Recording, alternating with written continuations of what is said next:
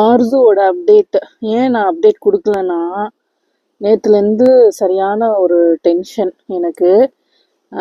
பயங்கர ஸ்ட்ரெஸ்ஃபுல்லாக இருந்தது. என்னன்னா, இவனுக்கு இந்த தையல்லாம் ஆறிட்டு வருது. நம்ம மருந்து போட்டுட்டு வரோம், ஆன்டிபயோட்டிக் போடுறோம், ஆறிட்டு வருது.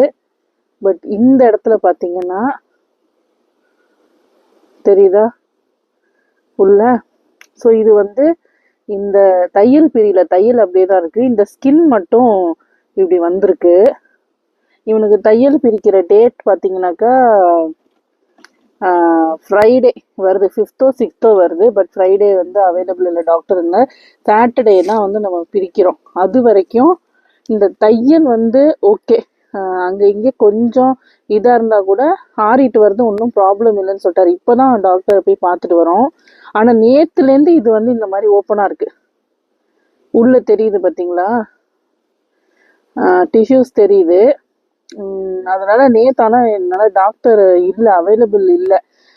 அதனால எனக்கு வந்து எப்படா டாக்டரை பார்ப்போம், என்ன சொல்லுவாரோ அப்படின்னு இப்போ தான் போய் டாக்டரை பார்த்துட்டு வந்து, இது ஒன்றும் இல்லை, நம்ம கீழே விழுந்தா சராய்க்கோலாம் அந்த மாதிரி தோல் பிஞ்ச மாதிரி நினச்சிக்கோங்க, மற்றபடி எதுவும் இல்லை.